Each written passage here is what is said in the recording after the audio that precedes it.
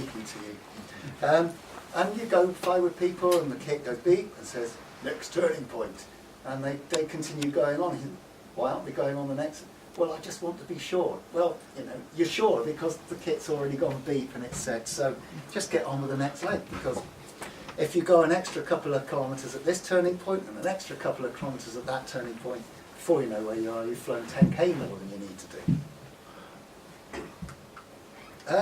Okay, so if you're flying along and you find you're starting to get low, well, you might consider a big deviation to stay airborne, a bigger deviation to stay airborne, before your options close down completely. 90-degree turn, even 180. You might need to think flexibly. On a number of cross-country flights, I've actually said, thermals are shut down completely. What's the wind? Is there enough wind? Is there a ridge? And I've sat on the ridge, I've flown to the ridge, sat there and waited an hour or so. The day's recycled, climbed up off the ridge, gone and finished the flight. So, you know, think outside the box a little bit. Sometimes you may just want to hold. Several times when I've looked ahead and I thought, what do I do now? I've just stopped in sort of half a knot, 0, and just sat there going round and round and round, treading water, just looking. Can I see something happening in the sky ahead? And you know, sometimes all you need to do is just take 2 or 3, 4 or 5 turns, just holding, and you say, ah, yeah, I can see that something's working over there. So just give yourself thinking time, is all it needs. Here's an interesting one. It happens in competitions a lot. Yeah, people just continue on at low level just because the others are. Well, you know, we're responsible for our own safety when we're flying cross-country flying. You know, and I glibly talk here about, I fly from a winch launch site and we get away from a 1,000-foot winch launch regularly, and you have to appreciate there are some parts of the country, sometimes the year, where you can't glibly fly down to 1,000 feet because it's just not wise. Yeah, because you've got 40 kilometres of standing crop in East Anglia before the next field or something like that. So set your limit, whatever it is. Your limit on one day in one place might be so much, on another day it might be different depending on how you perceive the terrain you're flying over. And once you reach your limit, don't go on just because the others are, because it'll only have one outcome in the long term. And I always try, if I'm getting low, I always try and keep a landing option open. I work on the stepping stone principle. I'm not going to leave where I can reach that nice field back there until I've seen another one ahead. And then, once I see another one ahead, I'll go on towards that one, so that I'm always keeping an option open, using stepping stones. And I think quite a few of the field landing accidents that have happened recently have occurred simply because the decision to land has been made too late, and they've made a mess of the circuit and landing for one reason or another. So make a decision to land in good time, fly a proper circuit, and once you've made your mind to fly the circuit and land, stick to it. Again, you hear people saying, oh, I was turning final and felt a bump and did a turn and climbed away. Sorry, you're asking for an accident. And yeah, land.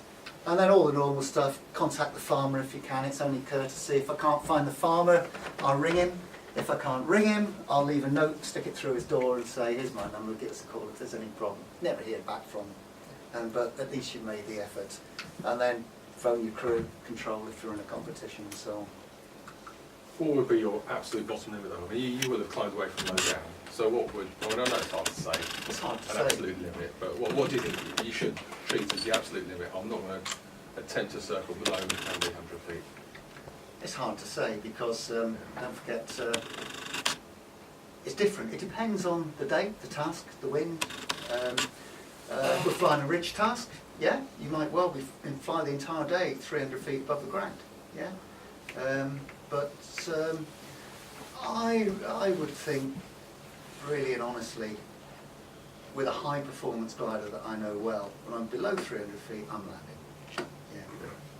Regardless, unless the ridge is, you know, there's ridge and the ridge is good. How low were you in Australia? Low when? When you landed When you decided to land there. When I was testing the fuel cock on the engine No, system. nothing to do with that. I can assure you it stopped the engine running. First of all, yes. how low were you when you thought, oh, and you Well, tried when the I engine? finally, I was about 500 feet to try the engine start, because there's no, it's different. The jet ones, I'm sure that people in Craig will see, people here have got jets. There's no drag with the jet, so you can treat it like a pure sailplane. You can try to start when you fly a circuit to land in a field. And it either starts or it doesn't, and it didn't start So you were because of finger 500. trouble. Yeah. And then, by then I was on base leg turning fine, and I was, shit, fuel cock, but by then, so no, I just put it in the field. Turning final, 300 feet, something like that.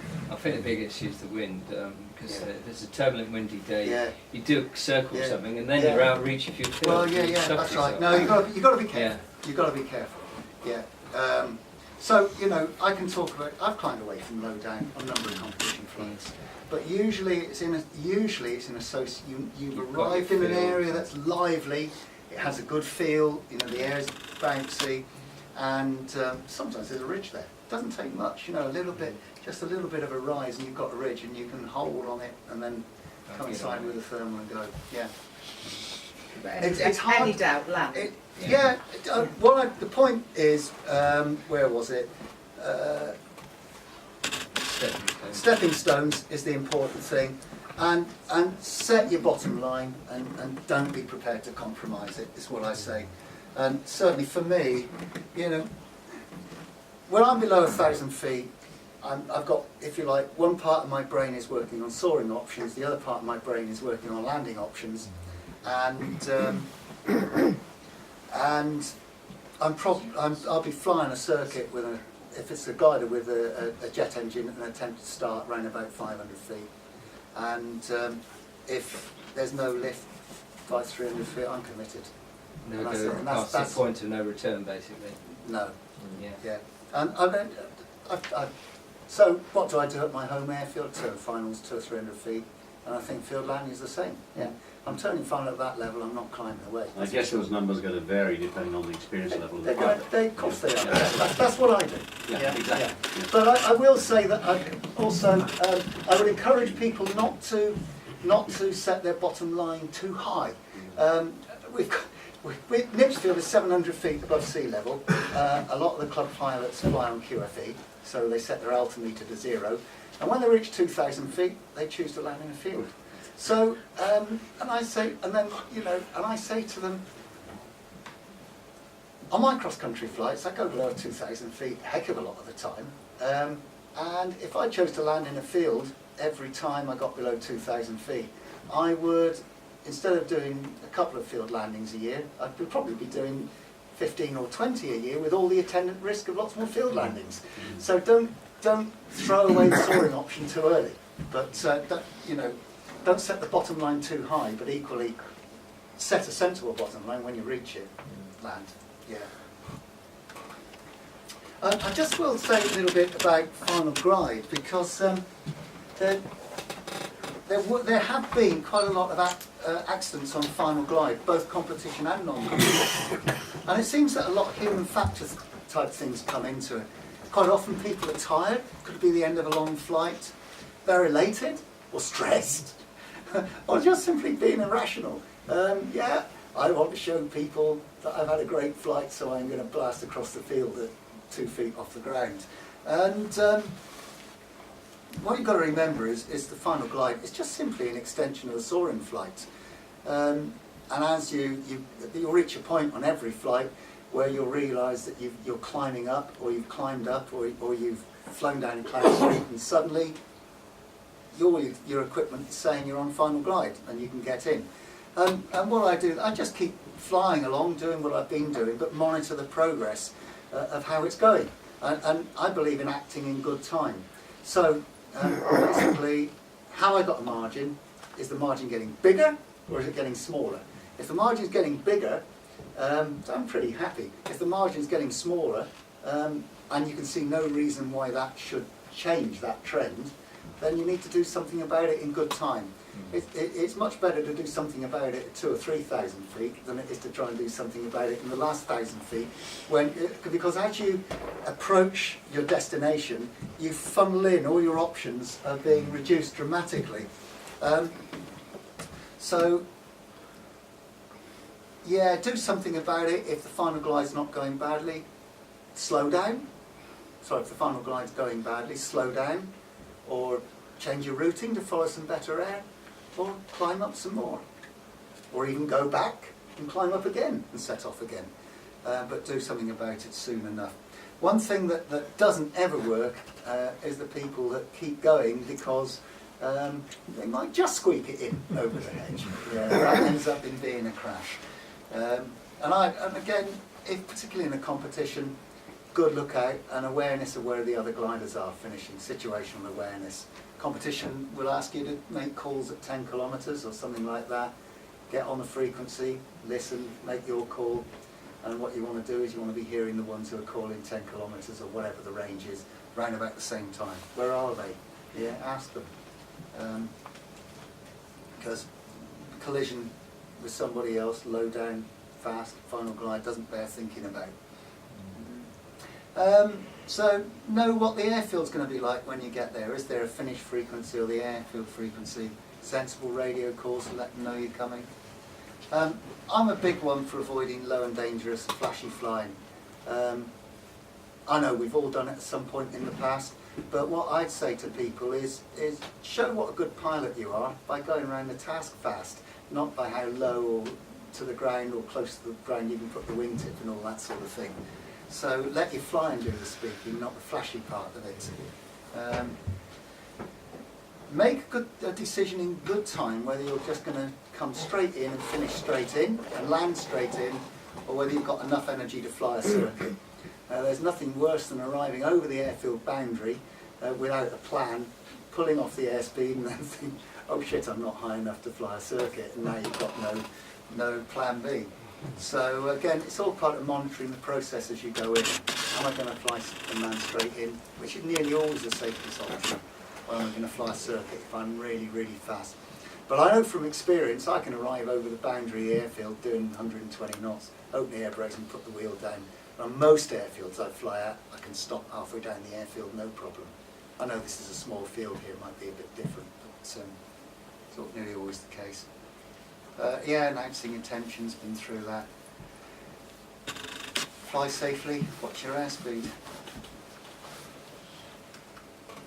Right, I'm a big one on practicing effectively. If you want to get better, you've got to practice. And I would say every flight should have a specific training objective. For me, it's fly cross country whenever possible. If I've gone up to the club with the intention of flying, I go flying. And if it's cross country, well, I go. Yeah, it's. I think it's important to fly even on the difficult days because that gives you the skill set you need to fly when it gets difficult. And I like to try to set achievable tasks. There's really no point setting unachievable tasks, but I set achievable tasks with start, TPs and finish, and make sure I make a good stab at finishing them. As a competition pilot, it's important to practice flying both the fixed course tasks and assigned areas. Because actually, if you don't practice those, they're quite difficult to get a good performance on. And what I tend to do is, as part of my planning process, I estimate my likely speed, so you know what the day's going to be like, what sort of speed am I going to achieve, and I try to work out the optimum start time and start at that time. And then afterwards, as part of your feedback, you can look at that and it's a good time to start. Did it go well? And I make a real effort to finish the task. Once I've started, I make a real effort to finish it, unless it clearly becomes impossible. There's no point continuing to a definite outlanding, I agree with that, but just because it's got a bit difficult in itself isn't reason to turn around and go back. Always work on lookout. None of us are so good at this, we can afford not to keep working on it. Fly with other gliders, especially if you're going to go with a competition. No good going to a competition if you're not comfortable flying near other gliders. If you're going to fly with water ballast, then practice using it. Know what your glider handles like with water ballast. Know what it feels like when you're too heavy for the conditions. And then after the flight, have a go at comparing your flight with others using analysis tools. Now I do this a lot in my soaring courses. We get out after the flight and we look at the flights, and just to give you some idea of the sort of things we look for, can you see the detail on this from back there? This is one of mine. This is actually a competition flight, and I'm using CU on the task page. So CU's great. If you've got a task set in your gadget, it shows on your IGC file, and CU will just pick the task statistics straight off. So it's 330k, the turning points are irrelevant. But where I come, I mean, you might say, oh, how fast did I go? Well, I did 116. But these are the areas I look at. So firstly, total circling time, 24%.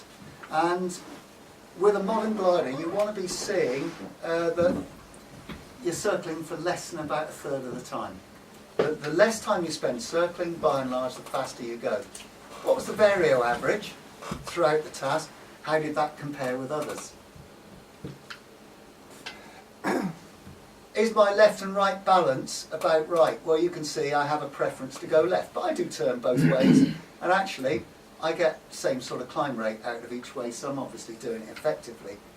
And then there's a few tries. I actually wasted 2 minutes and 46 seconds doing what CU tries a try. That's and a try is less than 45 seconds of turning, so probably a turn or two and saying, oh, screw that, I'm going on. But this is the other statistic that's well worth looking at. That one, average glide. This is the average distance between taking thermals. Now what I almost always find is that